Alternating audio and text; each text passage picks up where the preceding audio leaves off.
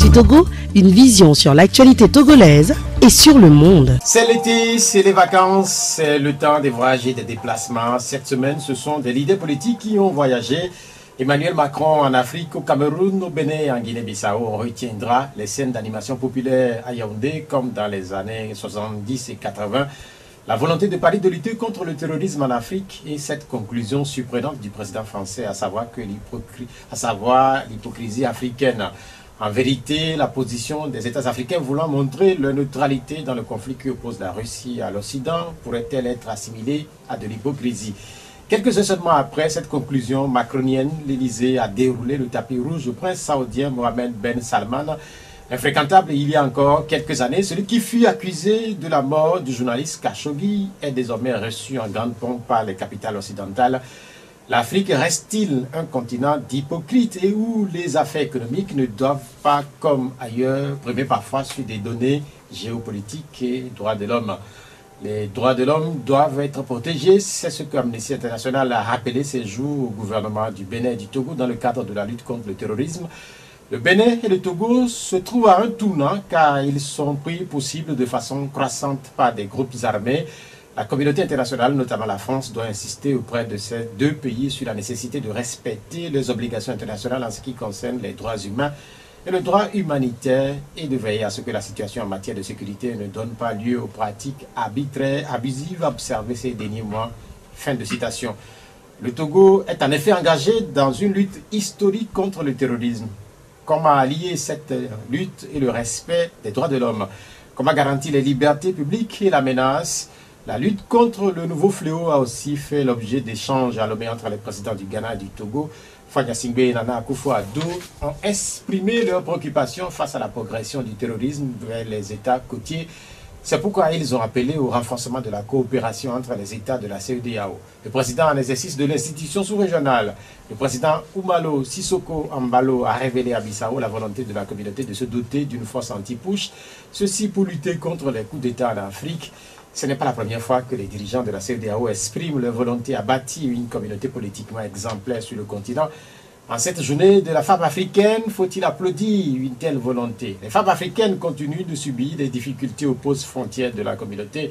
Il en est de même aux postes de péage, notamment au Togo. Cette semaine, les autorités ont revu légèrement certains droits de passage à la baisse.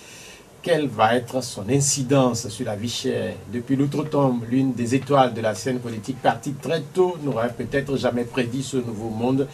Il y a 30 ans, Tavio Amorin était parti depuis Tocoin-Bonvier. Nos invités du jour sont Isidore Akolo, que nous attendons, il est journaliste, et puis Pascal Edo Abouvé, il est de la société civile. Les numéros du D12 sont 96 50 34 37 et puis sont 10 43 09 70. C'est Romaric Freitas qui est le technicien du jour. Pascal Edo Agbové, bonjour. Bonjour, Frère Pierrot. Comment vous allez? Oui, je vais bien. Vous êtes le premier à arriver. Nous attendons le journaliste Isidore Akolo.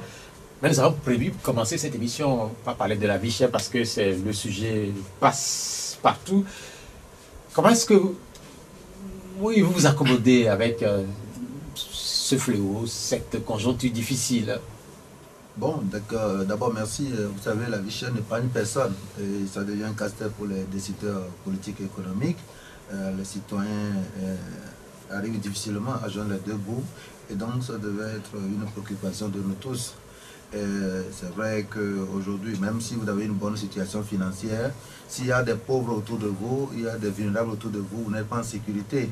Et donc, c'est un phénomène qui doit préoccuper chacun de nous. Et chacun de nous subit vraiment les effets de ce phénomène-là. Quand vous parlez de pauvres, ça dit que vous êtes de temps en temps sollicité. On sait que vous dirigez un certain nombre de structures, notamment à Didogomé. Est-ce que vous êtes sollicité? Oui, vous savez que même les ministres, même les plus hautes autorités du pays ont des pauvres dans leur famille. Vous savez, dans toutes les contrées du pays, quand vous arrivez, vous voyez comment les gens souffrent pour manger 2 fois par jour. Et donc, personne ne peut dire aujourd'hui que lui, il est très heureux, qu'il est épargné de la pauvreté. Tant que vous vivez dans un milieu où il y a la misère, c'est que vous êtes concernés par le phénomène.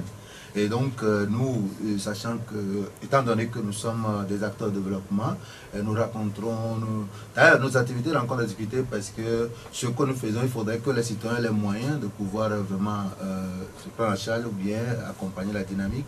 Donc, je crois que c'est un phénomène qui touche nous tous et nous devons quand même en parler.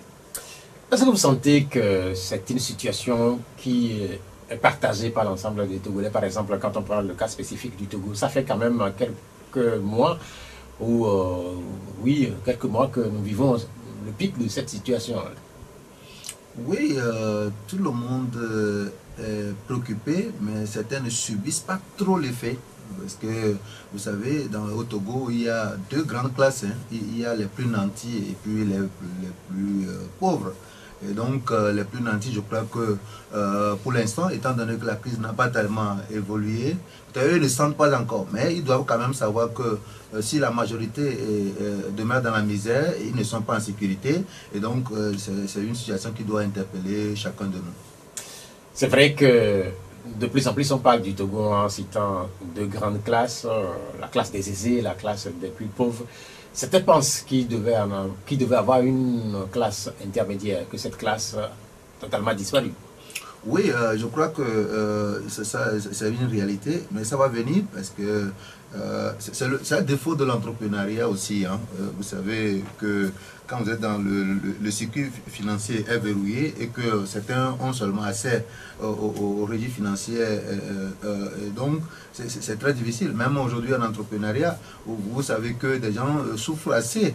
Aujourd'hui, même quand vous créez votre entreprise, que vous n'êtes pas proche de certaines personnes qui détiennent le pouvoir, vous n'aurez pas accès au marché. Et ça, c'est une réalité. Et des gens, on a poussé les jeunes à formaliser leur entreprise. Ça fait plus de 2-3 ans et ils viennent nous voir, ils n'ont jamais eu accès à un marché. Et donc, c'est une situation qui nous inquiète. Et donc, il va falloir que les autorités comprennent la situation et qu'ils mettent en place vraiment de véritables stratégies ou bien de veiller à ce que les hautes autorités déclarent comme vision en faveur des jeunes entrepreneurs, en faveur des PME, soit concrétisée de manière inclusive. Ce que vous décrivez là, sans doute que les autorités doivent être au courant. Oui, je crois que ça c'est une réalité, c'est notre marché. Il y a trop d'opacité au niveau de l'octroi de marché. Aujourd'hui, je suis dans l'entrepreneuriat et donc nous accompagnons les jeunes qui se plaignent tout le temps. Vous savez, entre-temps que le gouvernement, le chef de l'État avait suggéré que les 25% du marché public, des marchés publics soient octroyés aux jeunes et aux femmes. Et donc, on a poussé les jeunes à formaliser leur entreprise, à se lancer, mais aller demander à certains jeunes comment ils souffrent. Et ils ont aujourd'hui des charges pas possibles, des charges fiscales et sociales à supporter. Et donc, je me dis, il va falloir qu'il y ait une transparence dans l'octroi des marchés.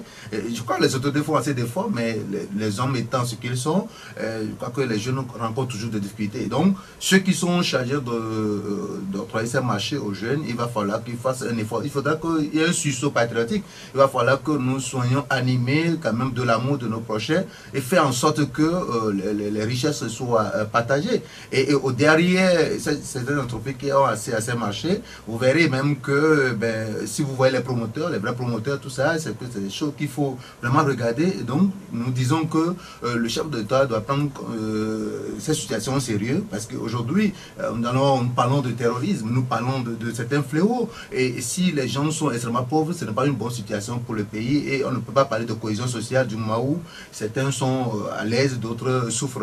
Voilà. Vous parlez de ces jeunes-là qui ont pu formaliser la création de leur entreprise. Ça fait 2 ans, certains sans doute sont venus vous voir. Est-ce que vous avez des témoignages partagés avec nous?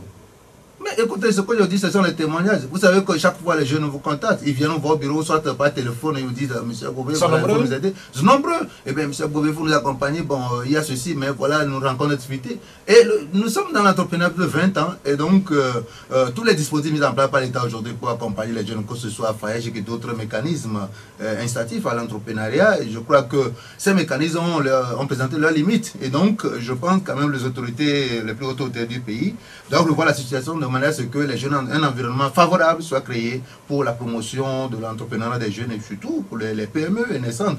Et ça, c'est ça même qui va permettre à notre pays de régler certains problèmes. Parce que tant que le tissu économique ne sera pas fort, tant que le nombre de citoyens n'auront pas assez aux ressources qu'il faut pour pouvoir subvenir à leurs besoins, je pense qu'on ne pourra pas régler certains problèmes sociaux. Vous parlez de charges fiscales. En réalité, qu'est-ce que vous préconisez? Bon, en réalité, quand on parle de charge fiscale, cela voudrait dire que tout citoyen qui exerce une activité économique doit doit payer des taxes et impôts. Et ça, c'est un devoir citoyen. C'est-à-dire, c'est une obligation pour nous, les citoyens, de pouvoir payer ces taxes-là. Et nous, dans nos activités, nous faisons la sensibilisation à l'endroit des citoyens pour que les gens comprennent le bien fondé du paiement de ces taxes-là. Mais au-delà de ça, il y a deux situations clés qu'il faut prendre en compte. D'abord, créer un environnement pour que ceux qui exercent ces activités puissent bien réussir, parce que certains, parfois, c'est difficilement qu'eux-mêmes. Ils arrivent à couvrir leurs charges, à suivre, donc ce n'est pas bon. Deuxième chose, quand les recettes sont mobilisées, il va falloir qu'ils soient bien utilisés de manière à encourager les citoyens, parce que quand des gens cotisent, ils ne voient pas des réalisations idoines, ils ne voient pas les problèmes de leur localité, ils voient les rues. Aujourd'hui, quand dans certains quartiers, quand vous ne savez pas faire, même quand vous êtes en voiture, votre voiture sera endommagée. En période de pluie, c'est difficile. Les gens qui conduisent des émergences, c'est difficile pour eux, leur santé se dégrade parce que les routes ne sont pas en bon état. Donc, nous savons que nous, citoyens, nous en tant que citoyens, nous avons notre part de responsabilité en ce qui concerne le développement du pays. Et donc, le travail que nous le faisons pour créer des conditions, pour amener les citoyens à comprendre leur rôle et leurs devoirs. Et donc, nous sensibilisons vraiment les citoyens sur le bien fondé du paiement des taxes et impôts, mais également nous invitons les autorités à faire bon usage des ressources mobilisées et surtout à créer des conditions pour que les entreprises, les PME, PMI puissent se développer dans notre pays. Quand on parlait de fiscalité, quand on parlait de charges fiscales, on peut cette semaine regarder ce que les autorités ont pu produire pour alléger tant soit peu les difficultés au poste de péage. Quel est votre regard d'ensemble sur ce qui a été proposé? Moi, je ne vois pas que c'est un effort qui est fait à saluer, mais je ne vois pas que ça aide un nombre de citoyens, parce que majoritairement, ceux qui paient plus l'État, c'est les voitures petits qui paient, des petites voitures qui paient souvent 500 francs. Et donc, si on voudrait vraiment aider le nombre de citoyens, je pense qu'on devrait plutôt agir sur ça. Et ce qui est prélevé, je pense que ça aide seulement peut-être les gros camions, c'est-à-dire c'est à un niveau donné. Et on sait, peut-être on peut se demander, mais pourquoi à ce niveau seulement? Et les motocyclistes qui ne continuent pas à payer, je pense qu'il y a lieu quand même de faire mieux. Mais c'est un effort qui est consenti. Si les autorités posent des actes, nous devons les encourager, au même moment attirer leur attention sur la nécessité de continuer par faire des efforts complémentaires. Et donc je pense que le nombre de citoyens aujourd'hui ne sont pas satisfaits, parce que ceux qui sont majoritairement, ceux qui paient majoritairement cette taxe-là ne sont pas touchés par cette réduction. Donc nous invitons les autorités à faire encore plus d'efforts. On voulait dire tout simplement que sur les marchés, sans doute que dans les prochains jours, on n'aura pas un effet suite à cette disposition qui a été prise par les autorités. Bon, ben écoutez, quand vous prenez le mec qui compte environ 2 millions de personnes, ne sont pas forcément touchés par ce phénomène, pas en tant que tel. Et il faudrait que plutôt le prix du carburant soit revu. Mais là aussi, nous pouvons en parler, parce qu'aujourd'hui, la stratégie mise en place par l'État pour faire face à la vie chère, cette stratégie pose problème et nous avons quand même des propositions à faire. Et c'est vrai qu'il faut des mesures curatives, mais il faut aussi des mesures préventives. Et s'il faut agir, il faut agir de manière à ce que les recettes de l'État ne diminuent pas trop, mais il faut faire en sorte qu'on puisse maintenir un peu le cap dans la mobilisation des ressources et faire en sorte que les activités puissent se développer plus tôt. Donc, si l'État ne sait pas faire, il risque d'avoir des problèmes à un moment donné, parce que nous ne savons pas quand est-ce que la crise va s'arrêter, parce que d'abord, même si la guerre russo-ukrainienne termine, en fait, cesse aujourd'hui, nous aurons des effets pour longtemps. Et donc, il est important que les autorités pensent à des stratégies à moyen et long terme. Sinon, ces mesures urgentes, je pense quand même qu'elles ont leur mérite, mais les autorités peuvent toujours réfléchir pour faire mieux. Vous dites la même chose par rapport au poste de péage, vous avez dit la même chose. Par rapport au carburant, par exemple, les autorités, ce qu'elles viennent de faire, c'est d'augmenter le prix du carburant. Sur ce plan-là aussi, est-ce qu'ils peuvent faire mieux? Puisqu'on sait très bien que dans presque tous les pays, la situation est relativement la même, même si on sait qu'il y a des écarts quand vous quittez Lomé et vous allez à Accra ou à Cotonou. Moi, j'ai rencontré, avant le commentaire de ce prix là, moi j'ai rencontré un ministre avec qui j'ai discuté. Il m'a dit que dans les jours à venir, la situation va se dégrader encore parce que la crise produit toujours ses effets. Et les efforts de l'État doivent se baser sur la disponibilité des ressources. Et donc, au début, des efforts considérables ont été consentis par l'État. Et donc, ces efforts même ont entraîné même la diminution des ressources, la mobilisation réduire le taux de mobilisation de ressources. Et donc, nous sommes dans une situation, on ne sait pas quand est-ce que la crise va cesser. Et ce qui est encore difficile à apprécier, c'est que on ne sait pas si au niveau mondial, il y aura changement. Okay? Nous avons même des difficultés à mobiliser des ressources actuellement, à mobiliser des ressources surtout endogènes. Et donc, l'État est devant les dirigeants sont en face de difficultés parce qu'il faut mobiliser les ressources endogènes. Et s'il faut mobiliser les ressources endogènes, qui paie ces ressources-là, qui paie ces ressources, ce sont qui paie cette taxe, ce sont les citoyens et les entreprises. Donc, s'il faut prendre des mesures pour alléger la vie des citoyens ou bien faciliter les conditions des sites des entreprises, c'est que ça va naturellement agir sur les ressources endogènes. Or, si l'État adopte cette stratégie, alors l'État ne pourra pas faire face à certains engagements. Et donc, au niveau international, on n'a pas cette possibilité aussi de... Parce que la crise même touche plusieurs pays. Donc, on ne peut plus compter sur d'autres pays. Donc, l'État doit revenir, les dirigeants doivent maintenant avoir une politique d'implication inclusive des citoyens de manière à ce que nous puissions vraiment réfléchir ensemble. Et les structures étatiques seules ne peuvent pas régler ce problème maintenant. Et ce qui est encore grave, on est en train de régler la crise... la vie chère, on est en train de régler la vie chère quand le terrorisme, le problème de terrorisme est arrivé. Et donc, le gouvernement est obligé encore de déployer des ressources pour faire face à ce phénomène-là. Et donc, du coup, les dirigeants sont partagés. Ils sont devant une situation compliquée. Donc, je me dis que c'est une situation qui nous interpelle tous. Il va falloir que les autorités reconnaissent les limites de leurs actions et qu'ils puissent vraiment faire appel à tous les citoyens autour d'une table pour pouvoir discuter de la question afin que chacun puisse apporter sa contribution. Parmi les propositions, sans doute qu'on en parlera, il y a cette rencontre annoncée qui n'est pas... Cette rencontre annoncée entre les autorités et la classe politique. Dans les prochains jours, on verra si cette rencontre va pouvoir se tenir. Nous en parlerons dans un instant. Mais vous, au niveau de votre structure, vous avez fait une proposition.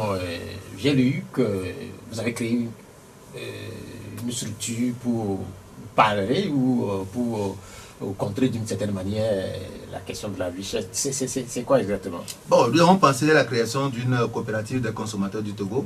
Vous savez que la crise financière... Vous l'avez dénommé un Kokoto, voilà, coopérative des consommateurs du Togo.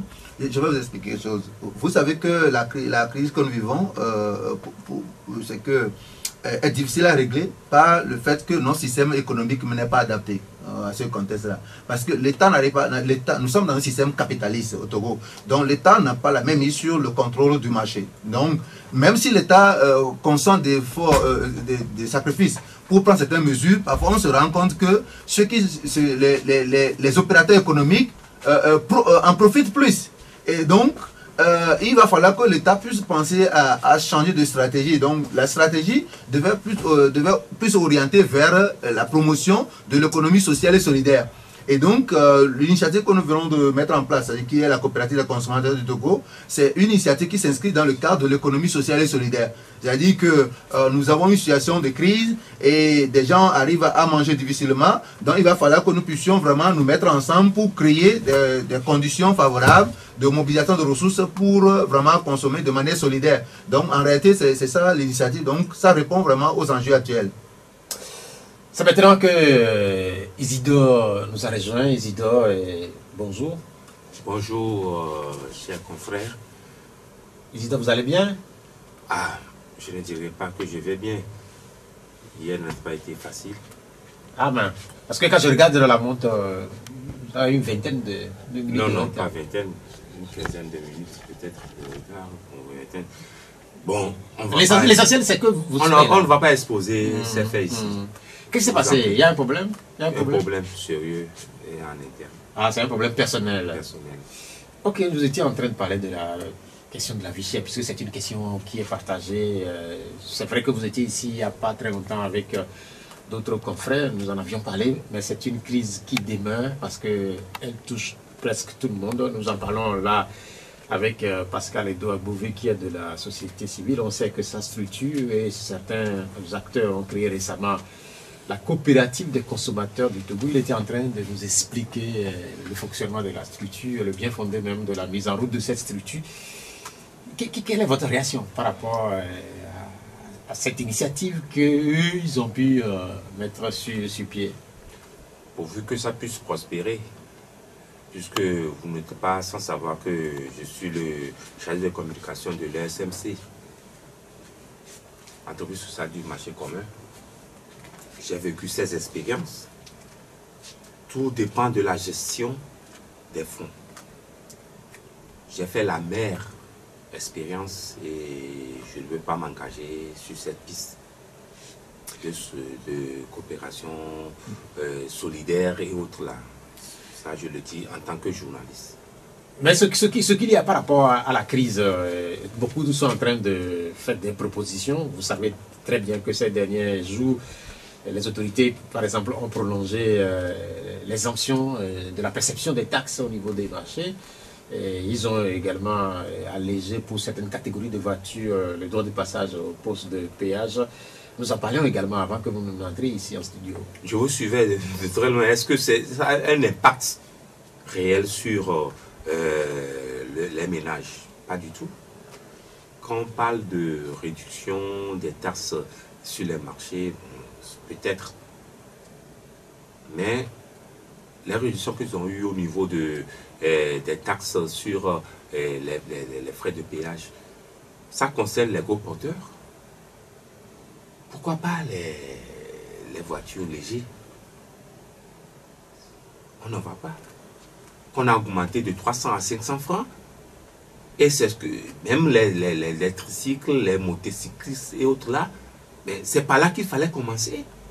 Et non, pour ceux qui ont déjà des ressources et les gros porteurs et autres là, qu'on diminue les frais, moi, ça n'aura aucune influence, aucune existence sur le panier de la ménagère. Et ça, c'est là que je trouve que ce sont des solutions qui ne peuvent pas apporter une résolution à la crise que nous traversons aujourd'hui. Depuis la suite de la crise, il y a beaucoup de propositions. Et là, je vais écouter Pascal Edouard Bouvet réagir sur ces différentes propositions. Là, certains ont pu proposer, par exemple, l'augmentation de salaire. Certains ont demandé à ce que les membres du gouvernement, par exemple, puissent revoir à la baisse leur rémunération mensuelle. Sur ces différentes propositions, quelle est votre lecture?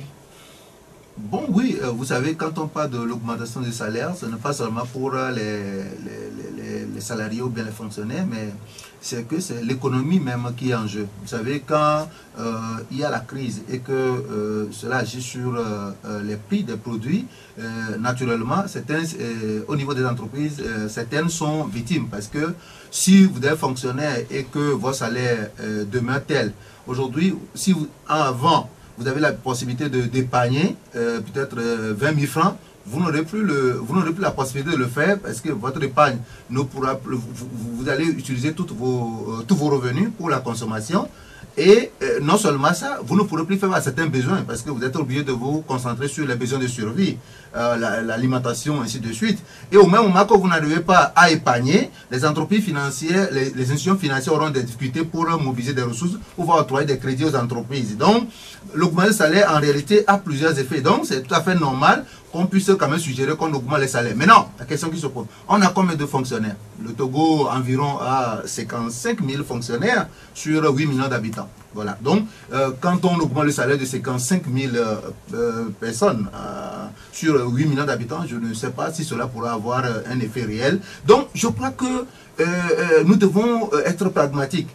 Si les entreprises privées ont des difficultés, ça veut dire qu'elles ne pourront pas augmenter le salaire de leurs employés. Donc l'État peut le faire, mais il faudrait qu'on trouve une approche beaucoup plus inclusive qui va prendre en compte tous les secteurs.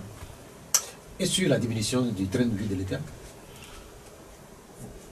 Je ne sais pas, hein. Moi je ne sais pas combien de ministres on a et est-ce que ces ministres vraiment le salaire, je ne sais pas combien le président de la République est payé à combien. Est-ce que vraiment c'est son salaire qui lui permet de faire face à tous ses besoins? Ils ont d'autres avantages. Donc le salaire seul, je ne pense pas que ça va agir. Maintenant, ce qu'il faut faire, c'est qu'il doit y avoir une prise de conscience au niveau des gouvernants pour que la gestion de la finance publique soit assainie. Faire en sorte que des voyages soient réduits. Et il faut maintenant voir comment prioriser les dépenses de manière à ce qu'on puisse réaliser d'économies pour pouvoir faire face aux problèmes sociaux. Oui, je pense que, comme l'ont fait les Ghanéens, il faut réduire le train de vie de nos gouvernants. Non seulement ceux qui sont dans l'exécutif, mais dans les législatifs aussi. C'est ce que les Ghanéens ont fait. Ils ont engrangé des ressources. Au-delà de ça, il y a ce qu'on appelle la caisse noire. C'est de ça que parle Bové. Mais ce ne sont pas seulement les gouvernants ne roulent pas seulement sur leur salaire, mais il y a une caisse noire. Il faut que cette caisse noire puisse profiter à tout le monde. Et pourquoi ne pas même comment dire, on ne peut pas la supprimer, mais la réduire au maximum, au minimum possible. Vous vous souvenez l'affaire du Gabon qui aujourd'hui fait la une des journaux pour la caisse noire, c'est ça. C'est de ça qu'il est question. Ceux qui gèrent la caisse noire ont toute la lassitude de pouvoir financer de façon occulte certaines opérations. Il va falloir que nos gouvernants puissent réduire au minimum possible cette caisse noire.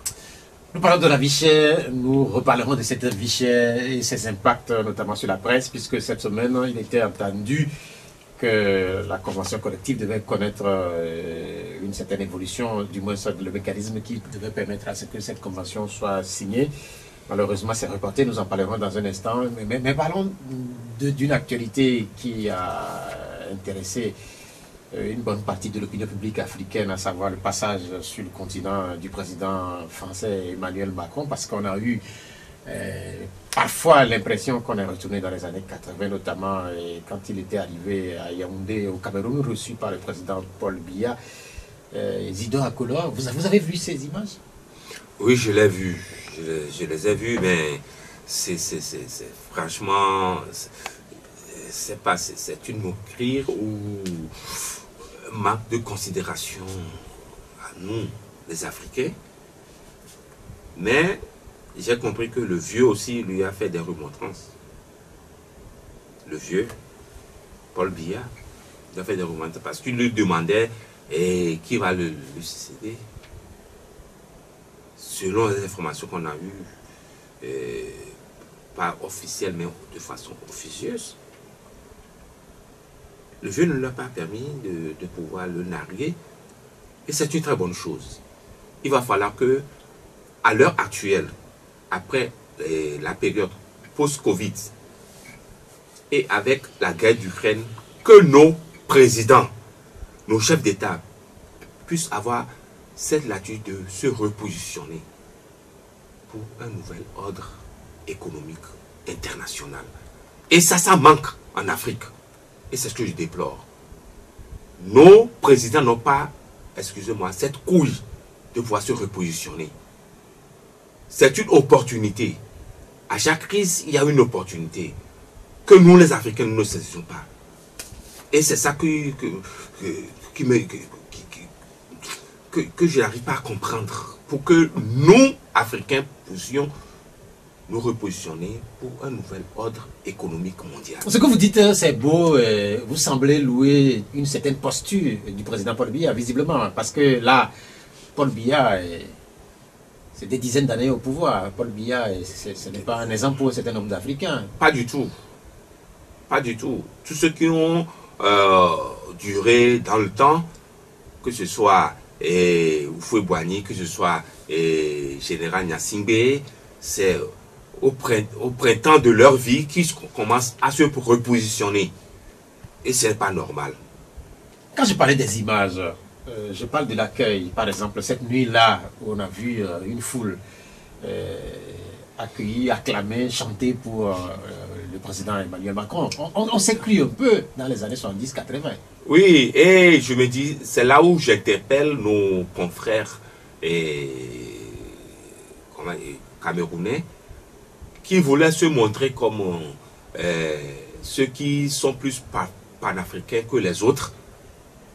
Aujourd'hui, on voit que ils sont dans les méandres, comme tout Africain. Et ce n'est pas normal.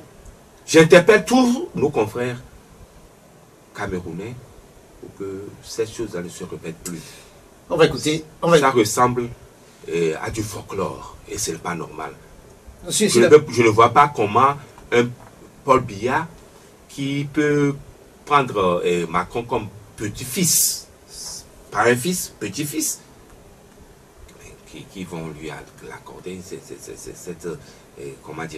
cet accueil. Je me rappelle encore. Est-ce que c'est la faute aux confrères? Mais à eux de dénoncer, parce que c'est se positionnent comme les meilleurs de la sous-région. Mais ça a été dénoncé par certains journalistes camerounais. Ah oui, d'accord, mais pas tout. Mais ça, c'est normal. C'est normal, chacun joue son rôle. On va écouter Pascal Edouard Bouvet sur la même thématique. Vous avez vu ces images-là de cet accueil populaire? Ça rappelle un peu... dans des animations... Les années de plomb. Oui. Il faut noter quand même que la tournée de Macron en Afrique, c'est une tournée stratégique pour lui. Et vous aurez pu constater que dans ses discours, il est venu plutôt exposer nos dirigeants. Il a voulu faire comprendre à la jeunesse africaine que la France n'est pas à l'origine de leur malheur. Et il a dit clairement dans le discours qu'il y a la corruption dans leur pays. Et tout ce que Macron a dit de manière stratégique, quand vous analysez, c'est pour venir dire aux Africains que vous ne voulez pas la France, mais la France n'est pas votre problème. Votre problème, peut-être, c'est vos dirigeants. Pas du tout. Quand vous écoutez, quand il parle de corruption, quand il vient dénoncer ce qui ne va pas chez nous, c'est une manière stratégique en réalité de se positionner. Parce qu'il est venu, avant quand il était là, il parlait de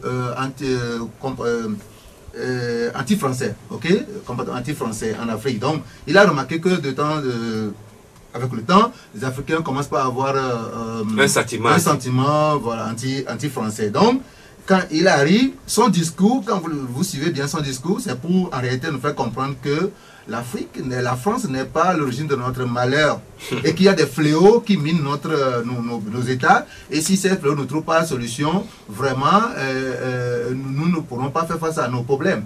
Et ça, c'est pour dédouaner un peu la France. Et donc, je pense que avec ce discours-là, ou bien avec ce discours, c'est une opportunité également pour nos présidents de se positionner. De se positionner parce que, comme l'a dit le journaliste, a dit, avant, nous disions, ben, écoutez, nos dirigeants n'ont pas la main libre, que la France leur imposait des choses. Aujourd'hui, la France, Macron nous dit clairement qu'il y a des problèmes internes, il y a la mauvaise gestion, tout ça, il évoque cela. Si Macron même vient nous dire ça en Afrique, ça veut dire que nos dirigeants doivent assumer maintenant leurs responsabilités.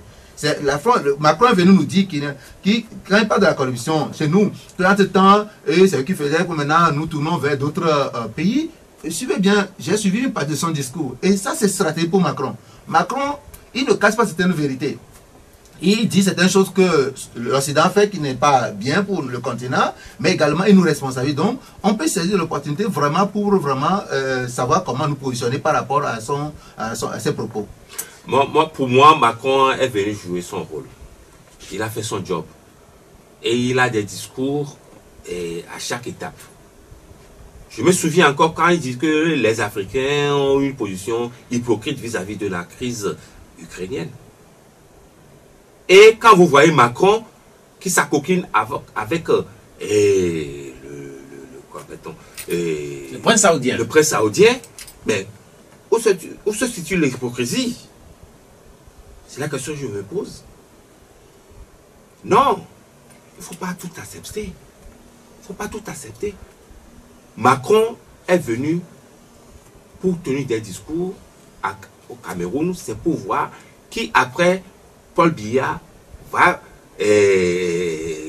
sécuriser les intérêts de la France. Au Bénin, c'est pour voir comment implanter, comment dirais-je, une base après le débâcle du Mali, chez notre cher ami Mbalo, c'est pour lui mettre la pression pour qu'il peut régenter la CEDEAO. Voilà. Et je dis que Macron est à son rôle.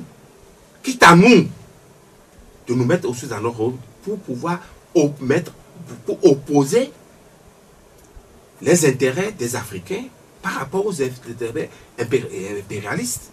Est-ce que ce n'est pas un peu ce que disait Robert Doucet, le ministre des Affaires étrangères du Togo, qui dit en substance que l'Afrique ne peut plus suivre les puissances comme il les suivait il y a encore quelques années.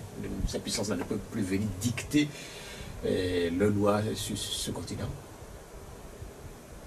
Oui, oui, évidemment. Bon, je n'ai pas pris connaissance de ça, mais je crois que je suis dans cette même logique. C'est pourquoi je parle d'un nouvel ordre économique mondial. Et on ne voit pas nos dirigeants se positionner. C'est une opportunité. À chaque crise, il y a une opportunité que nous Africains, nous ne saisissons pas. Mais justement, la question, c'est de savoir si nous avons les éléments nécessaires pour nous positionner. Pourquoi pas? Pourquoi pas? Nous avons tout. Nous avons tout. Quoi, par exemple? Nous avons l'uranium, nous avons le coltan, nous avons tout ce qu'il faut. Nous avons les richesses. Nous avons les richesses. Mais est-ce que nous avons le leadership? Pourquoi le leadership? On a les leadership. Les leadership proviennent de à ceux à qui nous avons confié notre gouvernance. On va écouter Pascal Agbo. Oui, je pense quand même que ce qui est évident, aujourd'hui, aucun pays ne peut vivre en autarcie. Il va falloir que nous ayons toujours des partenaires, mais il est important que nos pays aussi, nos gouvernances diversifient les partenariats et surtout envisager des partenariats gagnant-gagnant. Depuis fort longtemps, nous avons confié une grande partie de nos ressources à certaines puissances. Aujourd'hui, cela nous a affaiblis. Notre économie est détenue majoritairement par les étrangers. Ce n'est pas une bonne chose. Et pour pouvoir faire face à la crise à moyen et long terme, nous devons agir sur l'éducation. Je pense que quand nous parlons de richesse, combien d'usines avons-nous? Quand nous prenons par exemple les phosphates. Depuis fort longtemps, le Togo pouvait installer une usine ici pour transformer les phosphates en engrais. Et donc, est-ce qu'aujourd'hui, nous avons l'expertise pour transformer les phosphates en engrais? Si on nous en a parlé, au tas de Damipi. Oui, mais on va l'écouter. Oui, c'est-à-dire que nous devons agir sur l'éducation. Je pense que l'éducation, les programmes que nous avons dans nos universités aujourd'hui sont devenus caducs. Parce que ces connaissances qu'on transmet aux étudiants aujourd'hui sont obsolètes. C'est-à-dire que ces étudiants ne tiennent plus la route. Il faut aller vers la technologie. Vous avez vu à peu près ce qui s'est passé. Vous avez vu la vidéo sur l'Algérie qui a créé une université de référence pour la mathématique et je crois que oui, la mathématique et le numérique, c'est dans le numérique de toute façon. C'est qu'il faut révolutionner. Il faut orienter les jeunes maintenant vers des filières spécifiques. Et il faut créer les filières aussi. Regardez, nous avons les facultés que nous avons dans nos universités ne tiennent plus la route. Les blancs ne sont plus dans cette logique. Il faut d'abord axer les actions sur l'éducation, l'économie. Je pense que nous devons faire des réformes profondes en matière d'éducation, des réformes fortes en matière d'économie, et des réformes fortes en matière de gouvernance. Je crois que c'est surtout gouvernance institutionnelle, c'est très important. Gouvernance économique, c'est très important pour notre pays. Donc, je me dis, à court terme, le ministre a bien déclaré que nous ne pouvons plus vraiment nous soumettre, en fait, nous ne pouvons plus obéir à tous les ordres des Occidents, des Occidentaux, mais il a dit, ce n'est pas lui-même, c'est-à-dire que tout le monde sait ça, que la situation même mondiale nous impose cela. Maintenant, est-ce que nos dirigeants ont la capacité de pouvoir s'imposer? Est-ce qu'ils ont créé les conditions? Est-ce qu'aujourd'hui, où est-ce que nous trouvons encore des ressources? FMI. Quand nous avons vers le FMI, nous avons vers la Banque mondiale pour avoir des ressources. Ils nous imposent des conditions. Et ces conditions même nous affaiblissent. Donc, nous ne devons plus nous inscrire dans la logique de l'aide. Nous devons nous inscrire dans la logique d'autofinancement. Et quand on parle d'autofinancement, il faudrait que nous comptions plus sur notre économie. Il faut créer des conditions pour la promotion des entreprises locales. Faire en sorte que nous puissions générer suffisamment de ressources, créer de la richesse, pour que nous ayons une capacité de mobilisation des recettes endogènes suffisante pour pouvoir faire face à nos dépenses de fonctionnement et d'investissement. C'est vrai que des étrangers, on a besoin d'étrangers pour venir investir chez nous. Mais il faut créer des conditions de manière à ce qu'il n'y ait pas aussi trop de fraude fiscale, parce qu'il y a aussi cette situation. Les entreprises étrangères qui s'installent chez nous aujourd'hui sont tellement douées dans la gestion, en matière fiscale, et ça pose un problème. Donc, il faut contrôler notre économie. L'État doit faire beaucoup d'efforts dans ce sens-là. Non, ce que je voulais un peu insister là-dessus, il ne s'agit pas de fraude fiscale, c'est de l'évasion fiscale. L'évasion fiscale, ben oui, voilà, c'est l'évasion fiscale. Parce que la fraude fiscale, c'est un crime. Ouais. Et c'est puni par la loi, mais l'évasion fiscale, c'est une optimisation de la fiscalité. Ouais. Et c'est ce que les entreprises et les multinationales, les entreprises multinationales font et ramènent tout ce qui est comme recette dans leur pays. Et c'est ça l'évasion fiscale. L'évasion fiscale, il va falloir qu'on arrive à y face. Maintenant, concernant le développement de mon collègue, je me dis que Pascal Agbové. Je me dis que la société civile aussi doit se prendre en charge. Tout comme les journalistes que nous sommes. On nous a tous décimés. Nous n'avons plus de voix. Où ça? Ah mais, vis-à-vis de l'autorité. Vous parlez de quel pays? Du Togo. Oui, mais en fait, la question pour moi, elle est beaucoup plus globale. Globale? Ah mais peut-être à toi de voir. Mais je parle de mon pays. Oui, parce que pour se sortir de l'impasse ou de la situation qui est celle du continent africain, le Togo est un tout petit pays. C'est-à-dire le sujet est beaucoup plus un sujet panafricain. Panafricain, oui. Non seulement panafricain, mais géopolitique. Oui, c'est pourquoi je ne veux pas qu'on parle du Togo. C'est que le Togo, c'est... Pierrot, il faudrait que nos institutions jouent leur rôle. Quand nous prenons la CEDEAO, on dit communauté économique. Aujourd'hui, si tous les pays membres de la CEDEAO se mettent ensemble pour mettre en place des grandes entreprises, des usines de transformation, cela pourra nous aider. Je prends juste le cas de l'engrais. Aujourd'hui, la sous-région ne doit plus importer de l'engrais. Le Togo a suffisamment de phosphate. Non seulement le Togo, il y a le Cameroun, il y a le Sénégal, il y a le Maroc. C'est ça. On peut faire des peut-être. Il y a assez de ressources, par exemple, au Mali, dans les autres pays de la sous-région. Donc, nous devons maintenant revenir sur les objectifs de la CEDEAO. Pourquoi nos États ont accepté de créer une telle communauté? Et cette communauté s'occupe juste des questions politiques électorales. Quand nos présidents se retrouvent chaque fois, ils ne parlent que des crises politiques dans les pays. Qu'est-ce qui entraîne la crise politique? C'est le problème économique, c'est le problème, d'abord les problèmes sociaux. Et ces problèmes sociaux sont entraînés par l'économie. Donc, comme c'est une communauté économique, il va falloir qu'on revienne sur la base, l'idée initiale. Comment nos États peuvent fédérer leurs forces aujourd'hui pour vraiment créer des entreprises, ou bien créer des conditions favorables à la promotion des entreprises locales? Au-delà de nos regroupements régionaux, il faut interpeller la NEPAD. Ah oui. Et la vision 2026 de l'Union africaine, qu'est-ce qu'on en a fait? Si vous voyez ça, vous calquez ça sur les objectifs de développement durable, mais la vision 2026 de l'Union africaine est au-delà de ce que nous proposent les partenaires et les PTF dont on parle, les partenaires financiers et autres là. Mais qu'est-ce que font nos autorités? C'est ça le problème. Il va falloir que, c'est ce point, j'interpelle la société civile. Nous les êtres, nous avons joué notre rôle. Il va falloir que la société civile puisse jouer ce rôle pour pouvoir impacter sur nos autorités pour qu'ils prennent leurs responsabilités. Bien, mais non, c'est noté. Quand vous évoquez la CEDEAO, le président en exercice de la CEDEAO, le Bissau-Guinéen, en recevant Emmanuel Macron, a annoncé la réflexion sur la mise en route d'une force anti-putsch en Afrique. Est-ce que c'est une idée que vous épousez ou pas? pourquoi il y a ces pushs en Afrique. Moi, je suis en gestion de projet et quand il y a problème, il faut détecter les causes d'abord. Et c'est sur les causes qu'il faut agir. Il ne faut pas se jeter sur les conséquences. Pourquoi il y a push dans nos pays aujourd'hui? C'est une conséquence d'une situation, d'un problème. Et il faut identifier le problème, c'est la mauvaise gouvernance. Il faut maintenant, la cause de cela, c'est qu'il faut détecter la cause. Donc, vous savez, hein, on ne peut pas lutter même contre le terrorisme aujourd'hui avec des armes seulement. Il faut agir sur d'autres points. Donc, créer une force anti-push, c'est-à-dire que ça, c'est juste pour demander encore l'appui de cette puissance. Mais je me dis que les Africains ne sont pas violents de nature. Les Africains sont des gens calmes.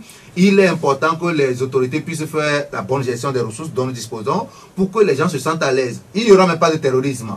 C'est qu'il n'y aura même pas ces pushs-là dans nos pays. Voilà. Moi, je sollicite vivement la remise en selle de cette unité que nous appelons à l'époque ECOMOG. Je ne sais pas si vous vous souvenez, dans la crise libérienne, la CEDEAO a joué un rôle et avec une force. Ce n'est pas une force pour aller combattre ceux qui font les coups d'État comme l'a souhaité Ouattara et autres.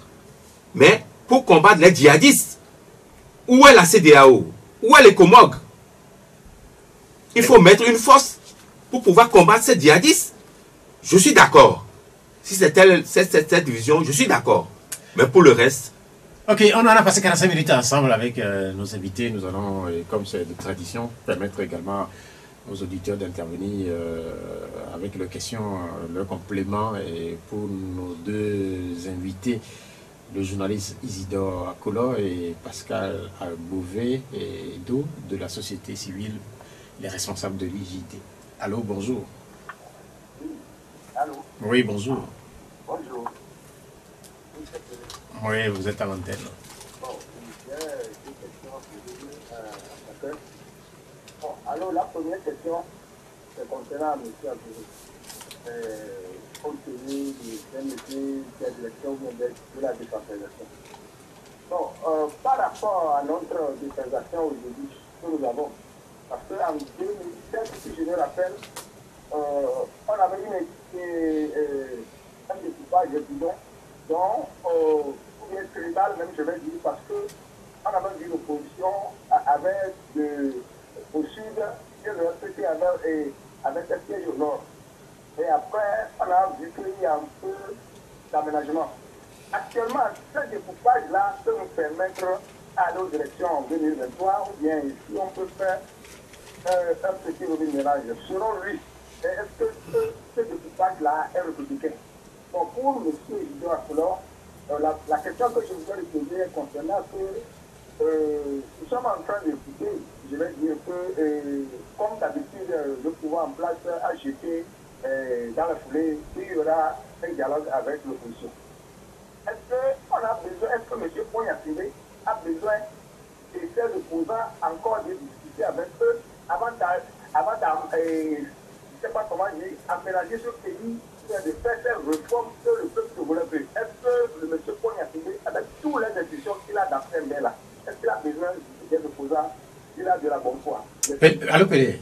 Oui, allô. Oui, est-ce que vous connaissez le calendrier ou les raisons pour lesquelles éventuelles discussions vont avoir lieu au Togo? Bon, quelle discussion on a parlé de que c'est parce que les djihadistes sont morts ou bien? Oui, mais en fait, puisque vous faites le lien avec les réformes, c'est pourquoi je vous pose la question. Non, mais pour M. Agouré, mais concernant quand M. Pognatile, là, vous me permettez que je pose encore une autre question concernant si c'est parce que les djihadistes ont attaqué le Togo que M. Pognatile va parler avec les opposants maintenant. Bien, merci. C'est à vous, M. Pierre. Mais la question est notée. Bon, malheureusement, nous ne sommes pas sur le sujet de décentralisation. De toute façon, la décentralisation a plusieurs aspects. Le cadre juridique ne relève pas de ma compétence. Il y a l'Assemblée nationale qui s'occupe du cadre juridique, c'est-à-dire les lois. hein, les lois, et puis le gouvernement qui prend les décrets, les arrêtés. Donc, moi, j'accompagne le processus de décentralisation conformément au cadre juridique et institutionnel existant. Donc, il n'est pas de mon ressort de dire ceci n'est pas bien, ceci n'est pas bien. Je peux analyser pour faire des propositions, mais je pense que cette question devait être posée à un député qui est à l'Assemblée, parce qu'ils ont des éléments sur lesquels ils sont basés pour faire ce découpage-là. Voilà. Et merci. Sur l'autre partie de la question, c'est sur la question sur l'éventualité d'un dialogue. La semaine prochaine, la presse a annoncé justement qu'il va y avoir une rencontre entre le chef de l'État et la classe politique. Je ne sais pas si vous êtes au courant ou pas. En dehors du CPC. Oui, en dehors du CPC, en fait, c'est bon, la presse qui avait... Là, si ça pouvait se faire, je vais applaudir à rompre les phalanges. Parce que j'ai écouté Trimois qui disait que il y a un cadre déjà prévu, ou je ne sais pas si c'est Trimois ou l'autre, et Ayoatan, qui disait qu'il y a déjà un cadre. Non, mais en fait, j'ai fait une précision. Ce qu'on a lu, ça c'est la presse qui l'annonce, puisque nous n'avons pas... Bon, alors là, on va mettre ça au conditionnel. Oui, à je vais finir. Nous n'avons pas de confirmation par rapport à la tenue. On met ça au conditionnel. Oui, à je vais finir d'abord. Il n'y a pas de confirmation, notamment venant d'un certain nombre de partis politiques, puisque jusqu'à vendredi soir, samedi matin, nous avons eu des contacts avec un certain nombre de formations politiques qui n'ont pas encore reçu d'invitation par rapport à une rencontre éventuelle avec le chef de l'État. Et éventuellement, s'il doit y avoir une rencontre, c'est sur la question du terrorisme. Donc, ça n'a rien à voir avec le CPC. Ah, mais ça concerne aussi le CPC. Le CPC pose d'autres questions qui ne sont pas... Mais c'est hautement politique. C'est hautement politique. Qu'est-ce qui est hautement politique? Mais l'affaire du djihadisme, c'est hautement politique. Ça nous concerne tous. Ça dépasse même le cadre politique. Il faut aussi y insérer les associations, les OSC, les ODD et les regroupements des jeunes. C'est très important. Ça doit aller en synergie. C'est en cela que moi j'ai salué le déplacement de Fronia Singbe dans le Pendjal et autres à Dapon à l'époque. Mais la suite, c'est comme s'il y a un petit recadrage. Il ne faut pas trop formaliser les choses. Il faut aller au-delà de ces institutions qui n'ont plus, excusez-moi de le dire, pion sur rue pour pouvoir régler le problème de djihadistes. C'est noté, on va retourner au téléphone pour un deuxième auditeur. On n'en a pas encore. Sur la question si éventuellement il doit y avoir une rencontre entre le chef de l'État et la classe politique, Isidore Akolo pense qu'il faudrait aller au-delà même de la classe politique et insérer la société civile. Est-ce que c'est une idée que vous partagez? Oui, d'accord. Pour le bas, je me dis, est-ce que nous n'avons pas des dirigeants qui ont leur canaux propre de communication? Si c'est le souhait du chef de l'État, soit il y a un communiqué ou bien une annonce publique. Et il y a les porte-parole du gouvernement qui sont là. On a 2 minutes qui sont porte-parole du gouvernement. Donc moi, je ne veux pas perdre mon temps sur ce sujet. Mais si c'est vraiment une volonté politique du chef de l'État, c'est une initiative à encourager. Mais comme l'a dit le journaliste, a dit, il faut aller au-delà. Le journaliste, c'est Isidore Akolo. Oui, Isidore Akolo l'a dit, c'est qu'il faut aller au-delà. Pourquoi le président pense aujourd'hui que face aux problèmes sociaux de notre société, de notre pays aujourd'hui, il faut seulement se baser sur l'aspect politique? Il y a certains partis politiques qui n'ont même pas, qui ne pèsent pas contre combien de personnes, voilà. Donc il ne faut pas seulement créer un cadre juste pour faire plaire aux gens, pour faire plaire aux amis, mais il y a les vrais problèmes de la société. Pourquoi le chef d'État ignore le rôle important que joue la société civile aujourd'hui? Ah oui. Pourquoi le chef d'État ignore le rôle important que jouent les journalistes aujourd'hui? Et pourquoi le chef d'État peut ignorer le rôle important que la chefferie traditionnelle joue et tous les autres acteurs de la société? Donc, et les chefs, les leaders religieux. Et il y a un problème sérieux. Le Togo est attaqué. Et donc, s'il faut engager des discussions avec les acteurs, je ne pense pas qu'il fallait se limiter juste aux leaders politiques. C'est noté. En Afrique, il n'y avait pas eu que Emmanuel Macron, puisque Sergei Lavrov, le chef de la diplomatie russe, était également sur ce continent, sur cet autre déplacement en Afrique, en même temps que celui d'Emmanuel Macron. Quelle est votre lecture? Bon, moi je pense que, moi je l'ai toujours dit, je participe à des rencontres internationales, ça fait plus d'une dizaine d'années, et que quand nous allons, on nous dit que l'Afrique est l'avenir du monde.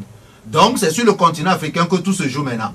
Avant c'était l'Europe, après les États-Unis, et Asie. Aujourd'hui c'est l'Afrique. Et donc, toutes ces puissances savent que l'avenir du monde, c'est que ça va se jouer en Afrique. Donc, c'est une guerre de conquête de territoire, d'espace. Et c'est une guerre beaucoup plus économique pour que ces puissances puissent se positionner, c'est tout. Donc, je pense qu'aucun pays, aucune puissance ne veut laisser l'Afrique libre. Il va falloir que nous puissions nous mettre en position de force pour discuter des partenariats gagnant-gagnant. Oui, la question, c'est... C'est le déplacement de la diplomatie. Voilà. Non, non, au fait, vous allez voir, mais c'est pas comparable. Lui et les Russes ont envoyé leur chef de diplomatie, alors que c'est le chef de l'État français qui se déplace pour faire le lobbying. Mais c'est peut-être pour encore recentrer les précarés et reprendre de main ce qu'ils ont perdu. Les Français, les Français, excusez-moi le terme, ils ont perdu tout ce qu'il faut sur l'Afrique. Ils n'ont pas encore tout perdu. Ils ont tout perdu. Ils n'ont pas encore tout perdu. Non, ils cherchent de reprendre la main. Oui. Mais quand on compare un ministre des Affaires étrangères ou chef de diplomatie à un président de la République, mais ça, c'est pas normal. Non, mais en fait, personne... Oui, mais en fait, c'est un déplacement qui se font sur la même période. Cela ne veut pas dire forcément que les Russes ou les Français repliquent à un voyage soit russe ou français. Imaginez même les contrées dans lesquelles les gens chacun s'évolue. Et c'est pourquoi je crois que c'est une reprise de main de la France. Et je crois que la France doit se poser beaucoup de questions sur la gestion de l'Afrique. Ok, c'est noté. Allô, bonjour. Allô, bonjour. Bonjour, M. Pierrot. Oui. C'est M. Alonia de Piège de Commerce. Oui. J'aimerais intervenir à propos du terrorisme. Oui. La lutte contre le terrorisme. Oui. Comment on peut lutter contre le terrorisme alors que la majorité de la population est défavorisée? Et concernant la justice aussi, comment on peut lutter contre le terrorisme et la justice est incapable de dire le droit. Et certaines lois sont faites pour favoriser certaines. Merci. Sur la question du terrorisme, vous avez écouté notre intervenant à l'ONU, il pointe du doigt la question de l'injustice et la question également de la disparité dans la rétribution ou dans la redistribution des richesses du pays. Ça, on l'écoute très souvent et on l'écoute pour ce qui concerne le Togo, mais également pour d'autres pays qui sont concernés par ces attaques terroristes. Une réaction?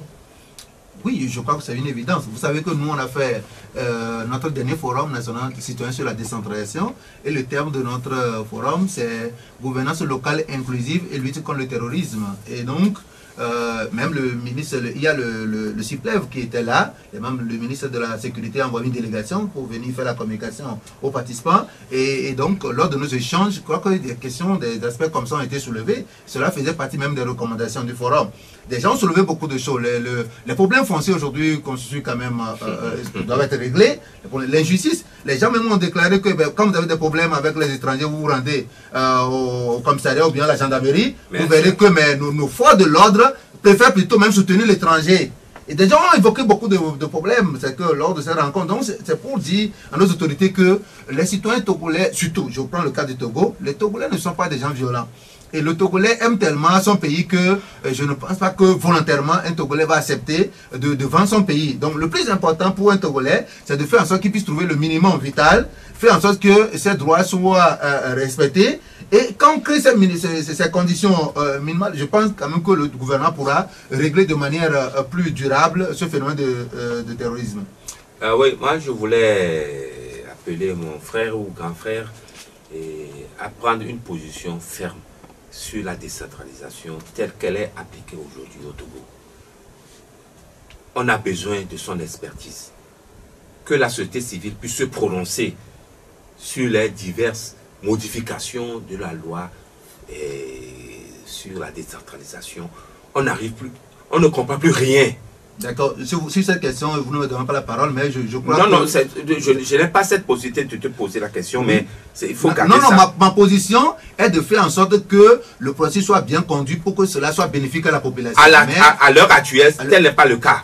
Oui. Ils auront le courage de le dire et de le reconnaître qu'il y a deux lois une loi pour les communes de Lomé. Et c'est pas normal. On nous a appris au campus que la loi est générale et impersonnelle. Oui. Pourquoi faire deux lois? Non, non, il y a une seule loi. Il y a une seule loi relative à la décentration et aux libertés locales. Et une autre loi qui a créé, qui définit, qui porte sur et vous trouvez ça normal du district autonome du Grand Lomé. Et vous trouvez ça normal? Monsieur, non. Permettez que est-ce que vous trouvez ça normal? Non. Mais c'est pas vous qui posez la question quand même. Voilà, c'est ça. Non, je crois que si le sujet portait vraiment sur la dernière, j'aurais pu avoir le temps de faire le développement. D'accord. Mais frère Pierrot, c'est une question importante parce que les problèmes sociaux que nous vivons maintenant, les problèmes de la population devaient être réglés si la descente était bien, la politique était bien conduite. Donc, je me dis que le processus tel que conduit, il y a assez d'efforts qui se font au niveau des autorités, mais il y a la crainte. Je ne sais pas si ceux qui conduisent le processus ont peur. Les tests initiaux ne sont pas si mauvais. C'est le fait que les gens n'ont pas parfois la volonté de faire respecter les tests qui fait que bon. Et à chaque bout du chemin, on change ça. Et ce n'est même pas. Il y a des choses que je dois dire. Et pour la décentralisation, je pense que notre problème sérieux aujourd'hui, c'est qu'il y a une seule institution qui conduit le processus. Normalement, la loi a prévu plusieurs institutions. Il y a aujourd'hui le Conseil national de suivi de la décentralisation qui n'est pas mis en place. Or, ce conseil est composé de plusieurs acteurs, y compris même les députés de la société civile, plusieurs acteurs. Normalement, si on doit même revoir la loi, il faudrait que ce Conseil national de suivi de la décentralisation soit mis en place. Nous voyons aujourd'hui que pour le règlement des conflits liés aux tests ou bien au fonctionnement des collectivités, il faudrait que le tribunal administratif puisse être opérationnel. Est-ce que ça existe? Nous avons vu que ça existe à Lomé. Bon, il faut laisser terminer. Okay. Voilà. Je dis qu'il y a certaines institutions qui devaient intervenir dans le processus qui n'interviennent pas encore. Je dis au niveau national. Il y a le Conseil national de suivi de la décentralisation qui n'est pas encore mis en place, qui n'est pas opérationnel. Il y a le tribunal administratif qui est la juridiction compétente chargée de régler les conflits liés au fonctionnement des collectivités territoriales qui ne fonctionnent pas. Il y a le bureau du citoyen qui est une institution prévue par la loi pour permettre aux citoyens de pouvoir émettre leurs idées, pour permettre aux élus de prendre en compte les préoccupations de la base. Et ce bureau citoyen, il y a un arrêté que le ministre en charge de la descente devait prendre pour définir l'organisation et le fonctionnement de cette institution. Cet arrêté depuis plus de 3 ans n'est pas encore pris. Et il y a beaucoup de choses. Voilà. Il y a des décrets qui devaient être pris pour confier les biens aux collectivités, aux élus, sur leur territoire. C'est que ces territoires ne sont pas encore pris. Ça veut dire qu'en réalité, on est en train de conduire une décentralisation frein à la main. Donc, on a un peu peur de lâcher. Or, la décentralisation veut dire cession ou transfert de compétences. Donc, si les gens n'ont pas encore compris ça, pour dire d'accord, nous avons toujours géré les choses de manière centralisée. Avec la décentralisation, on va quand même profiter de l'expertise des élus locaux. On va les laisser faire, au moins pour le premier mandat, on peut essayer de les cadrer un peu. On les laisse, après le premier mandat, on pourra faire une évaluation. Mais rien n'est fait pour le moment. On va commencer par changer. Donc je me dis que les problèmes sociaux ne seront pas réglés si on ne continue pas à conduire le processus comme ça. Nous sommes dans le premier mandat, justement. Est-ce que cela n'explique pas en partie les atermoiements ou les quoi que vous notez? Nous sommes dans le premier mandat et je me dis que il y a des préalables, il y a des choses qu'on devrait mettre en place. Il faudrait que tout le dispositif fonctionne d'abord. On n'a pas encore mis en place tout le dispositif. Cela voudra dire que naturellement, il peut y avoir des problèmes. Donc, au lieu de changer la loi, plutôt, je pense qu'il faut mettre en place toutes les institutions. Il faudrait que toutes les institutions fonctionnent d'abord et avant qu'on ne puisse apprécier véritablement. Parce qu'aujourd'hui, il y a le seul ministère qui fait tout. Le ministère seul règle les conflits, le ministère seul propose les thèses. On ne sait pas finalement si les autres institutions doivent intervenir dans la décentralisation ou pas. Donc, nous demandons au gouvernement. Et ça, ce n'est pas la fête seulement du gouvernement. Le chef de l'État doit intervenir. Parce que la décentralisation telle que prévue, si elle est bien menée, cela va aider vraiment le gouvernement à régler les problèmes sociaux à la base. Donc, au lieu de changer chaque fois les tests, il faut plutôt mettre en place un programme sérieux d'accompagnement des collectivités de manière à ce que la gestion locale soit bien menée au profit de la population. Est-ce qu'on peut dire que c'est un processus qui est finalement en danger? C'est du flop, moi je dirais. C'est-à-dire que... parce que nous sommes à mi-chemin. À mi-chemin et on a pris toutes les prérogatives pour les maires de la commune de Lomé. Et c'est pas normal. On ne peut pas faire dans ce même territoire deux lois différentes. Vous l'avez dit il y a longtemps. C'est pas normal.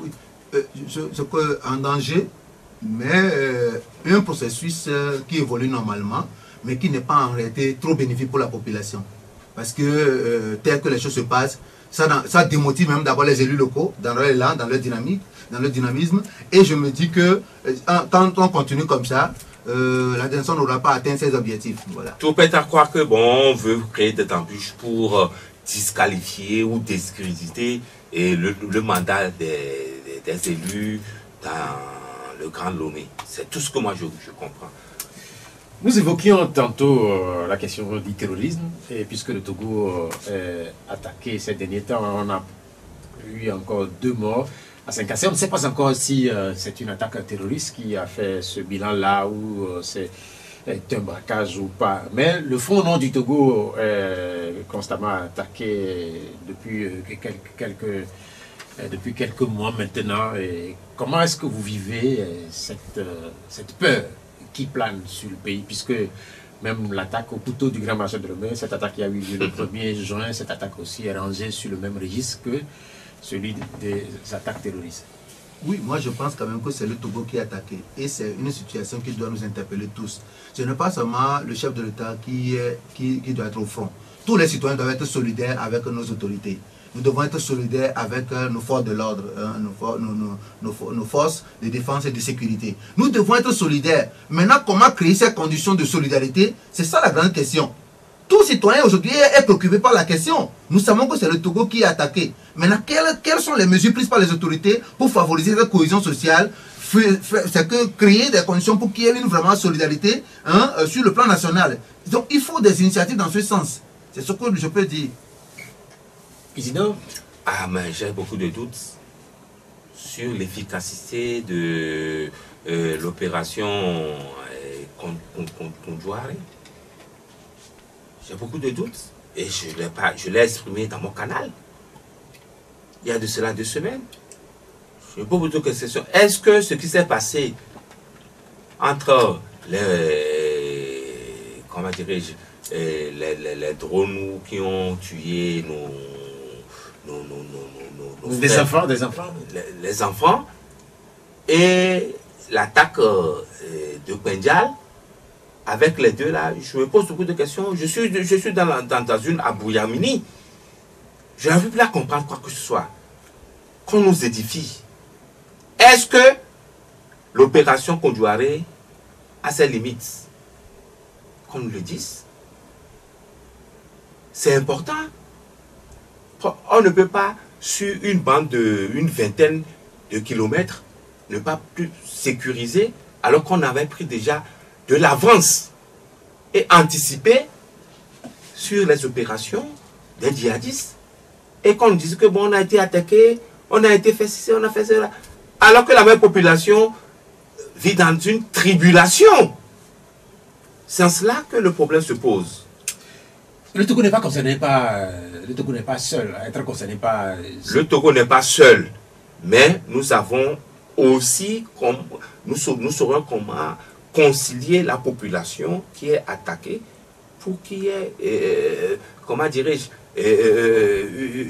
une synergie d'action avec la population. Et tel n'est pas le cas jusqu'à présent. Et le courage de le dire. Je dis que le Togo n'est pas seul concerné par la situation. Est-ce qu'on peut l'expliquer de la même façon au Burkina Faso, au nord du Bénin, que c'est parce qu'il y a soit des questions de pauvreté, ou soit qu'il y a une certaine désamour, un certain désamour entre les forces de défense et de l'ordre et les populations, ou que éventuellement les populations n'adhèrent pas aux politiques mises en place par les autorités? Est-ce qu'on c'est la même situation un peu partout, que ce soit au Mali ou même au Tchad ou au Nigeria? Vous posez une question compliquée, Pierrot, parce que non, moi, personnellement, je n'ai pas été dans ces pays. Nous suivons tous l'actualité sur les médias. Mais ce qu'il faut noter, c'est que les forces de défense et de sécurité ont besoin plus d'informations que des armes pour la lutte contre le terrorisme. L'information est plus puissante que les armes aujourd'hui. Et parce que le phénomène est très complexe, parce que ces terroristes s'associent ou bien avec les acteurs les nationaux, en fait, les locaux. Il y a complicité, ce qui fait que le phénomène est difficile à combattre. Vous pensez que s'il s'agit d'une guerre ouverte, où nos forces de défense ont l'ennemi en face, on n'aurait pas pu terminer ça depuis. C'est une situation très complexe. Quand vous ne savez pas faire, vous risquez même de tuer les citoyens. Vous avez vu ce qui s'est passé avec la théorie de 7 enfants, tout ça là. C'est-à-dire quand vous ne savez pas faire, vous risquez de tuer les citoyens, surtout quand il y a complicité. Il y a complicité entre ces terroristes et les nationaux et les locaux. Donc, sur ce territoire, la question fondamentale est de savoir, est-ce qu'il n'y a pas de complices sur le territoire? Si le terrorisme était facile à combattre, la France ou bien les forces onusiennes auraient pu aider le Mali à se libérer, à se libérer de terrorisme. À pacifier, voilà. Depuis. Donc, je me dis, l'information aujourd'hui est capitale. Et nos forces de l'ordre font face à une situation nouvelle. C'est-à-dire que je ne pense pas qu'au cours de leur formation, ils sont suffisamment rodés pour ça. Parce qu'il y a une complicité entre ces terroristes et les locaux, les citoyens. Et c'est pour cette raison qu'il faut une solidarité, il faut le patriotisme. Il faut créer des conditions pour que les citoyens puissent accepter de défendre leur territoire, quelle que soit la situation. Mais s'il n'y a pas cette solidarité, ce patriotisme-là, je pense que la situation sera toujours difficile à gérer. Vous parlez de l'espace de 20 km. Vous savez, quand la population se déplace, les forces de l'ordre se déplacent pour protéger la population. Et donc, cela s'est passé aussi de l'autre côté du Burkina Faso, où les gens étaient obligés de se déplacer. Et donc, et ça a laissé le champ libre à ces terroristes-là. Donc, si on ne sait pas faire, le même phénomène va se produire au nord, et ces terroristes auront assez d'espace maintenant pour faire leur manœuvre. Voilà. Non, au fait, ce que je voulais dire, une guerre asymétrique n'est jamais gagnée du bout des canons. C'est l'information. Et il faut avoir l'adhésion de la population. Et c'est cette condition qu'il faut créer. C'est ça. Et c'est ce qui nous manque. Quand vous avez les informations qui nous reviennent, et je n'ai pas dans le secret des dieux, mais vous en savez, beaucoup de... Mais nos populations qui sont dans les autorités ne sont pas rassurées. Il faut les rassurer.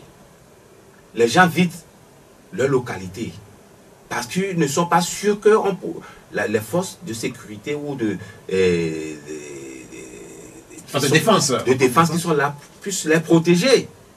Mais quand vous créez le vide, c'est ça. Ça fait l'affaire des terroristes. Ils viennent occuper le vide. La nature a horreur du vide. Et c'est en cela qu'il va falloir repositionner, revoir les choses. Nous ne sommes pas des stratèges, mais nous sommes des journalistes. Nous avons des informations qu'on ne veut pas divulguer sur les antennes. Et c'est important qu'on puisse revoir ce dispositif conjoint, s'interroger là-dessus sur l'efficacité. C'est très important. Si on ne le fait pas, en tout cas, certains disent que malheur a quelque chose de malheur est bon parce que la Covid a permis à un certain nombre de pays africains de revoir leur centre de soins. Certains pensent aujourd'hui aussi que le terrorisme va permettre à certains pays africains d'apporter des réponses aux questions de pauvreté notamment. Le chef de l'État était déjà dans la région à plusieurs reprises. Il y a un certain nombre de chantiers qui sont lancés et pour que la pauvreté puisse reculer. Comment faire qu'au-delà même de la région des savanes, des réponses adéquates soient apportées à toutes les régions du Togo? Parce qu'aujourd'hui, c'est la région de savane. Qui sait demain la prochaine cible? Oui, c'est la question de bonne gouvernance. C'est la question de bonne gouvernance. Et c'est la question de gouvernance inclusive. Voilà. Il faut associer tous les citoyens à la gestion. Et je pense que la décentralisation offre une opportunité. Et il faudrait que l'État puisse vraiment conduire ce processus de manière à ce que les citoyens puissent se sentir rassurés.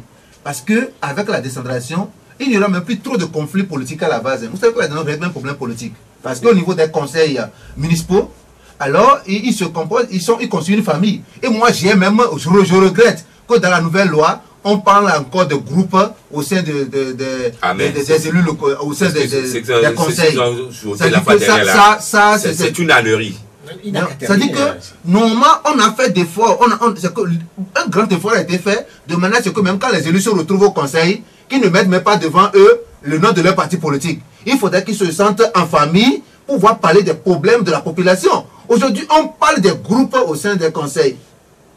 Non, ça dit que je ne suis pas à l'Assemblée, mais je me dis, ces dispositions vont créer encore des divisions. Donc, la décentralisation devrait contribuer aussi à la création des conditions pour qu'il y ait une cohésion sociale au sein des conseils municipaux au sein des conseils régionaux qui seront mis en place plus tard. Je crois que ce sont des bons cadres pour permettre aux citoyens de discuter des problèmes de manière inclusive. Voilà. Nous ne sommes pas dans un débat de décentralisation, mais ça s'impose à nous aujourd'hui. Il a fallu que Fabre puisse faire les trucs de d'assaisage et on a recadré la loi. Il a fallu que un conseiller de GOF 2, ou c'est bien ça, non? Non, GOF 3, oui. dit que bon, on a recadré les choses. Non, je crois mais que... ce n'est pas normal. Ok. Et Pascal, Oui. excuse-moi. Oui, vas-y. Ce n'est pas suite à une incursion qu'on puisse recadrer les lois. Ce qu'il dit là, on ne peut pas former des groupes au sein d'un conseil. Ce n'est pas normal. En tout cas, ce n'est pas normal. Il faut avoir le courage de le dénoncer. Mais ce n'est pas normal. Aujourd'hui, ce député, ou je dis député, ce conseiller qui a voulu mettre en exergue la mauvaise gestion de sa commune est mis en minorité. Et ce n'est pas normal. Nous allons permettre à Isidore Collode de nous répondre à un certain nombre de questions qui sont liées à la presse, puisque là aussi, il est là pour ça. Aussi, Isidore Collode, je rappelle qu'il est le président du PPT. Et comment se porte la structure? Elle est en forme? Le patron de la presse togolaise, oui, très en forme. Elle vit les difficultés de la crise. Oui, les vicissitudes de la vie ne vont pas nous faire oublier nos missions. Hein. Cette semaine, vous étiez avec le ministre Ayouada Koda. C'était dans le cadre du processus qui doit accoucher de la signature de la convention collective. Malheureusement, ce processus est encore retardé là. Non, il ne faut pas dire malheureusement. Heureusement. Parce que aller signer une convention qui va rester sous état noir, ce n'est pas notre objectif. Au niveau du BPT, du CONAP et autres organisations, Uratel et Saint-Gitz et autres. Nous voulons que cette convention sectorielle puisse se mettre en application. Ça, c'est notre objectif premier. On s'est tiraillé, certes, dans l'adoption des tests, mais une fois adopté, il va falloir qu'on puisse au moins permettre aux entreprises de presse qui vont, comment dirais-je, piloter ce projet, d'avoir une vie économique saine. C'est ce que nous réclamons. Et heureusement que le ministre est en phase avec nous. C'était le 29 qu'on avait promis d'aller signer cette convention. On s'est dit que non, il ne faut pas mettre la charrue avant les bœufs. Il faut que... On ne parle pas de préalable, mais des mesures d'accompagnement. Imaginez qu'au Togo, c'est le seul, et ça fait la risée des gens quand vous allez dans les régions, 100 millions pour les directeurs de la presse, alors que les Sénégalais sont à plus d'1 milliard, les Béninois sont à plus de 500 millions, et nous sommes à 100 millions pour combien? 150 et quelques organes de presse. Imaginez. Et l'environnement socio-économique n'est pas prospère. Combien de Togolais achètent les journaux par jour? Il n'y en a pas. Comme la tradition au Ghana, comment dirais-je, en Côte d'Ivoire, au Sénégal et autres là, au Bénin même. Mais comment ces entreprises vont vivre? Mais mettons la barre à terre, discutons de la survie de ces organes de presse ou de ces entreprises de presse avant d'aller voir. Parce que je vous donne une fourchette. Hein.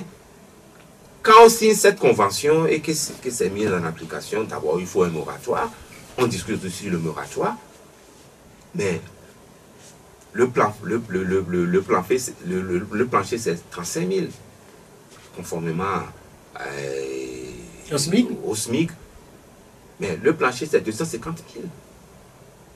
Je ne vois quel organe aujourd'hui, économiquement parlant, puisse supporter les fardeaux de 250 000.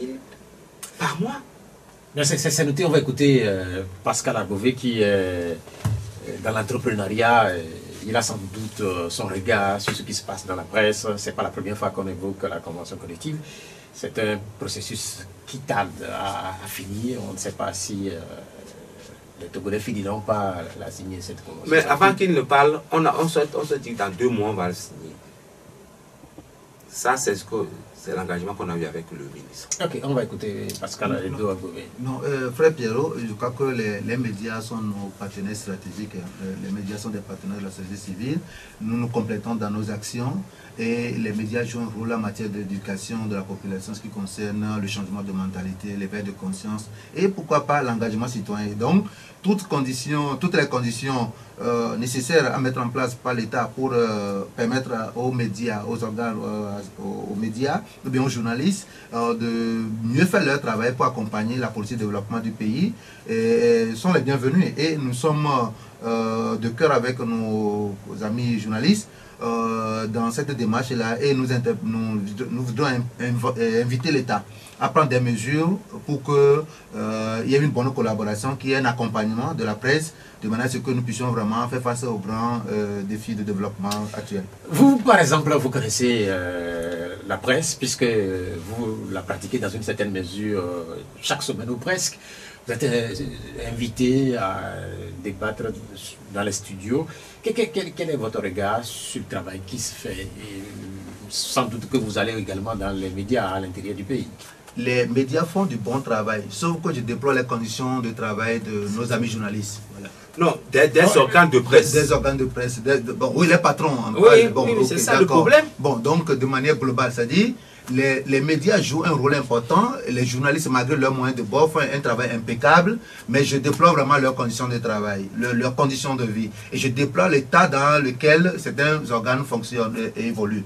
Et donc, l'État doit prendre conscience que vraiment les presse sont des partenaires stratégiques pour booster le développement et que des conditions idoines doivent être créées pour permettre aux hommes médias de bien faire leur travail. Ce que je voulais ajouter une chose. Imaginez, en tant que directeur de pyramide, on vous appelle, dit que bon, tel ministère envoyait un journaliste, on lui balance 5 000 francs pour faire le travail. Mais de quoi vivre c'est pas ça qui va vous permettre de payer, vous faites de l'électricité, de l'eau, et le truc là, c'est pas normal. Donc, la communication institutionnelle a un coût. Il va falloir, c'est ce que nous disons.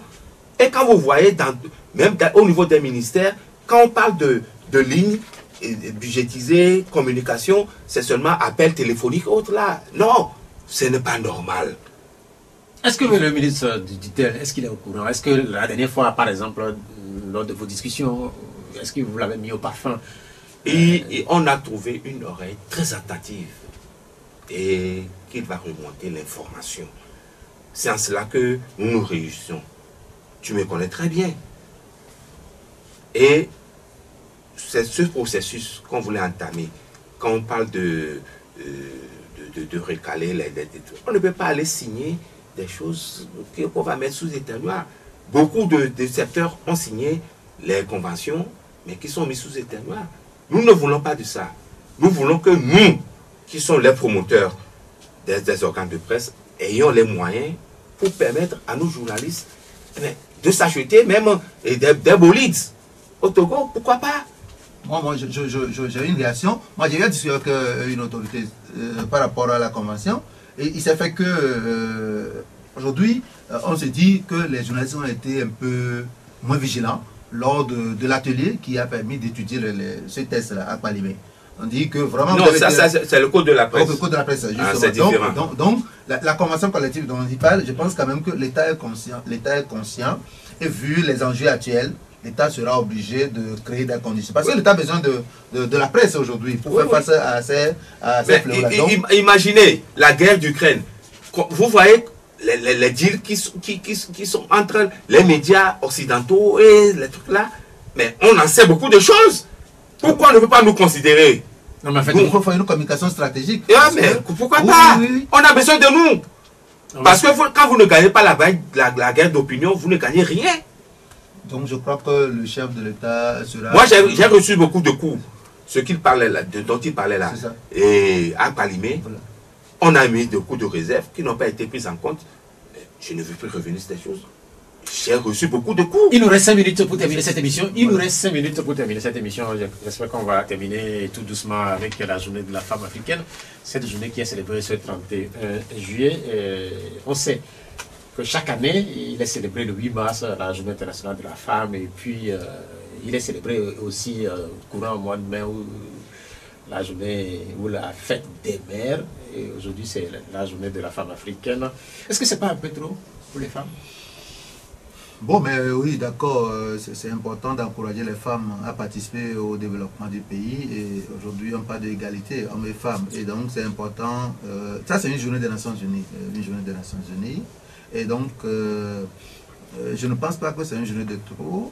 Il faudrait que des initiatives soient entreprises pour contribuer à l'épanouissement de la femme. Mais le problème de la femme, je me dis, ça reste au niveau de la femme même. Le thème de cette année, c'est l'autonomisation des femmes, obstacles et défis. Et je crois que cette autonomisation est toujours prônée.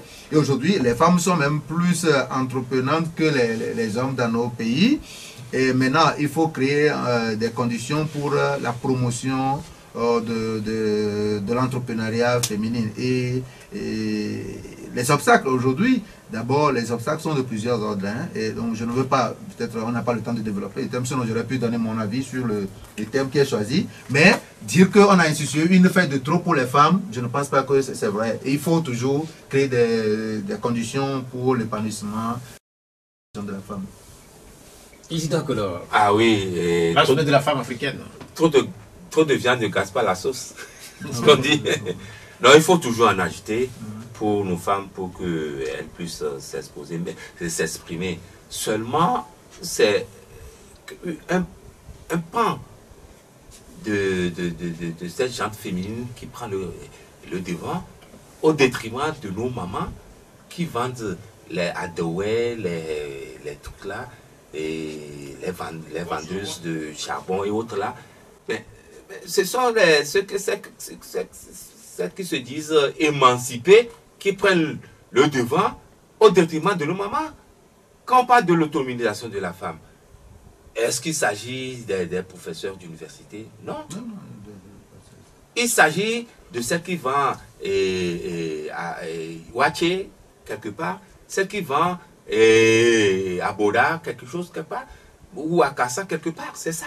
Mais il faudrait qu'on puisse... Bon, je sais que Pascal en sait beaucoup de choses, et ce n'est pas le moment, mais il va falloir interpeller ceux qui sont au devant de ces femmes-là pour qu'elles ne prennent pas tout pour s'acheter, rouler carrosse au nom de nos mamans et de nos sœurs. Oui, ce que je voudrais dire par rapport à ça, au lieu de prendre beaucoup d'argent pour fêter, en réalité, les thèmes choisis pour cette journée, ce ne sont pas des thèmes pour fêter en réalité. C'est une interpellation. Par exemple, conscientisation. Ça veut dire que ce thème, par exemple, on doit travailler sur ça pendant une année. Ça veut dire que on dit à partir du 31 juillet 2022, on a choisi le thème autonomisation des femmes.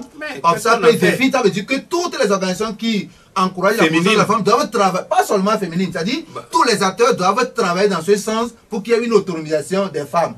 Donc, ce n'est pas une occasion juste pour fêter et puis quand la journée passe, c'est fini. Mais c'est une interpellation, c'est une problématique sur laquelle on doit travailler durant toute l'année. Donc, si nous ne comprenons pas la chose comme ça, nous allons prendre ça comme fête et comme l'a dit Isidore Collor, les gens vont aller seulement prendre l'argent au niveau des institutions internationales pour fêter, organiser des journées et c'est les dames les plus nantis qui organisent ces journées-là et puis après tout c'est fini, ça s'arrête là-bas. C'est pourquoi je ne relève plus dans mon organe. Ce qui est certain, c'est moins pour le 31 juillet, puisque c'est une journée qui n'est pas assez connue par les Africaines. Oui, c'est beaucoup plus le 8, le 8 mars. Le 8 mars plutôt. C'est pas le 8 mai, c'est le 8 mars.